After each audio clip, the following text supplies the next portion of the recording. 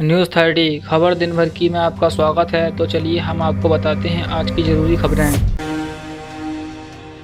Budget 2021 में वित्त मंत्री ने किसको दिया तोहफा, जानिए खास बातें।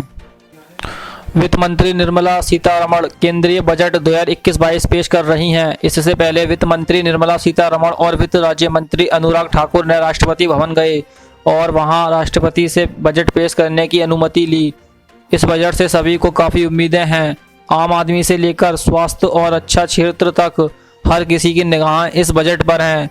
आइए जानते हैं निर्मला सीतारमण के बजट भाषण की खास बातें। निर्मला सीतारमण ने कहा कि मोदी सरकार की ओर से आत्मनिर्भर भारत पैकेज की कई योजना को कोरोना काल में देश के सामने लाया गया ताकि अर्थव्यवस्था की रफ्तार को आगे बढ़ाया जा सके।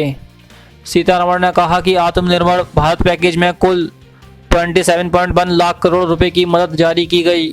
ये सभी 5 मिनी बजट के समान थी। मुश्किल के इस वक्त में भी मोदी सरकार का फोकस किसानों की आयु दोगुनी करने, विकास की रफ्तार को बढ़ाने और आम लोगों को सहायता पहुंचाने पर रहा। वित्त मंत्री निर्मला सीतारमण ने कहा कि इस बार का बजट डिजिटल बजट है। ये ऐसे वक्त में आ रहा है जब देश की जीडीपी लगातार 2 बार माइनस में गई है, लेकिन ये ग्लोबल इकोनॉमी के साथ ऐसा ही हुआ है। साल 2021 ऐतिहासिक साल होने जा रहा है। जल जीवन मिशन की शुरुआत होगी। मिशन पोषण 2.0 की शुरुआत होगी। वित्त मंत्री निर्मला सीतारमण ने स्वच्छ भारत मिशन को आगे बढ़ाने का ऐलान किया, जिसके तहत शहरों में अमृत योजना को आगे बढ़ाया जाएगा। इसके लिए 2,87,000 करोड़ रुपए जारी किए गए। सीतारमण ने अपने बजट भाषण में आत्मनिर्भर स्वास्थ्य भारत योजना का ऐलान किया। सरकार की ओर से 64,180 करोड़ रुपए इसके लिए दिए गए हैं। इसी के साथ सरकार की ओर से स्थानीय मिशन को भारत में लॉन्च किया जाएगा। बजट में लगी सरकारी कंपनियों की सेल, जाने क्या क्या बेचने की तैयारी कर रही सरकार। वित्त मंत्री निर्मला सीतारमण ने आज केंद्रीय बजट पेश किया। इस दौरान उन्होंने बताया कि सरकार ने वित्तीय वर्ष 2021-22 में 2.25 लाख करोड़ रुपए विनिवेश से जुटाने का लक्ष्य रखा है, जो कि पिछले वित्तीय वर्ष 2020-21 की तुलना में करीब 35,000 करोड़ रुपए कम है। गौरतलब है कि पिछले बजट से सरकार ने 2.1 लाख करोड़ रुपए विनिवेश से जुटाने का लक्ष्य रखा था। वित्त मंत्री ने किए ये ऐलान। वित्त मंत्री ने अपने बजट भाषण में बताया कि सरकार के पास विनिवेश से 1.75 लाख करोड़ रुपए जुटाने का प्लान तैयार की है। अब तक कुछ सरकारी कंपनियों में विनिवेश को लेकर फैसले लिए जा चुके हैं, जो वित्तीय वर्ष 2021-22 में पूरे होंगे। वित्त मंत्री ने किया इन कंपनियों का जिक्र। निर्मला सीतारमण ने कहा कि अगले वित्तीय वर्ष में भी BPCL, air India, Concor, IDBI और SCI में विनिवेश पर मुहर लगा सकती है। इसके अलावा LIC की IPO भी अगले वित्तीय वर्ष में लाने का प्लान बताया। इसके अलावा शेयर बाजार में तेजी को देखते हुए केंद्र सरकार कुछ CPSE में भी अपनी हिस्सेदारी ऑफर फॉर सेल के माध्यम से बेच सकती है।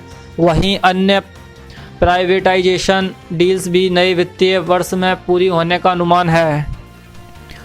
60,000 करोड़ दिलाएगी BPCL। जानकारी के मुताबिक BPCL में सरकार अपनी पूरी हिस्सेदारी 52.98% यानी 114.91 करोड़ शेयर बेचने की तैयारी कर चुकी है। BPCL देश की दूसरी सबसे बड़ी तेल कंपनी है, जिसकी बैलेंस शीट बेहद मजबूत है।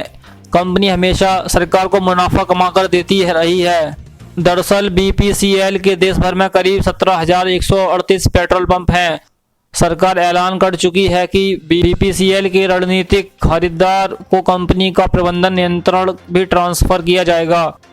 इसका मतलब यह है कि कंपनी का मालिकाना हक भी खरीदार के पास चला जाएगा। बता दें कि BPCL बेचने से सरकार को करीब 60,000 करोड़ रुपए मिल सकते हैं। एयर इंडिया से छुटकारा चाहती है सरकार।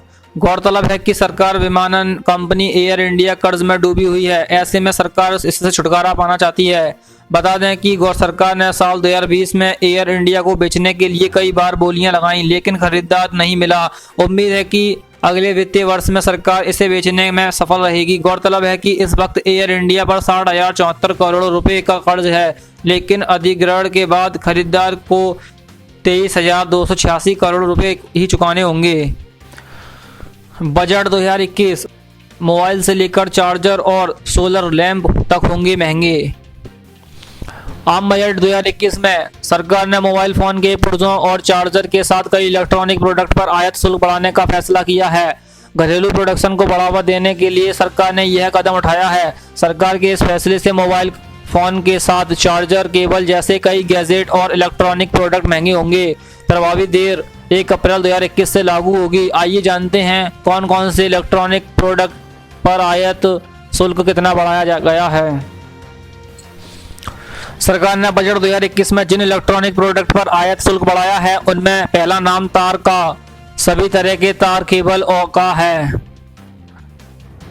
सरकार ने बजट 2021 में जिन इलेक्ट्रॉनिक प्रोडक्ट पर आयात शुल्क बढ़ाया है उनमें पहला नाम तार का सभी तरह के तार, केबल का है। इस पर आयात शुल्क फिलहाल 7.5% है, जिसे 10% कर दिया गया है। सेलुलर मोबाइल फोन के सर्किट, फोन के कैमरे के लिए इस्तेमाल होने वाला पार्ट्स, फोन के कनेक्टर्स, फोन के back cover, side button, charger adapter पर फिलहाल आयात शुल्क नहीं लगता है, लेकिन अब इस 2.5% से 10% तक कर दिया गया है। फोन के circuit, camera setup, charging port पर आयात शुल्क 2.5% और चार्जर के पार्ट्स पर 15% लगेगा। बैटरी की बात करें तो इस पर फिलहाल कोई आयात शुल्क नहीं लगता है, लेकिन अब लिथियम आयन बैटरी या बैटरी के पैक के इनपुट या कच्चे लिथियम आयन प्रोडक्ट पर 2.5% का आयात शुल्क लगेगा। एलईडी लैंप और लैंप के सर्किट पर फिलहाल 5% का आयात शुल्क है, जो कि अप्रैल से 10% हो जाएगा। सोलर लालटेन पर लगने वाला आयात शुल्क को 5% से बढ़ाकर 15% कर दिया गया है। वहीं सोलर इन्वर्टर पर यह शुल्क 5 से बढ़ाकर 20% कर दिया गया है। इलेक्ट्रॉनिक खिलौने और उनके पार्ट्स पर भी आयात शुल्क को 5% से बढ़ाकर 15% कर दिया गया है। इन खबरों को सुनने के लिए आपका बहुत बहुत धन्यवाद।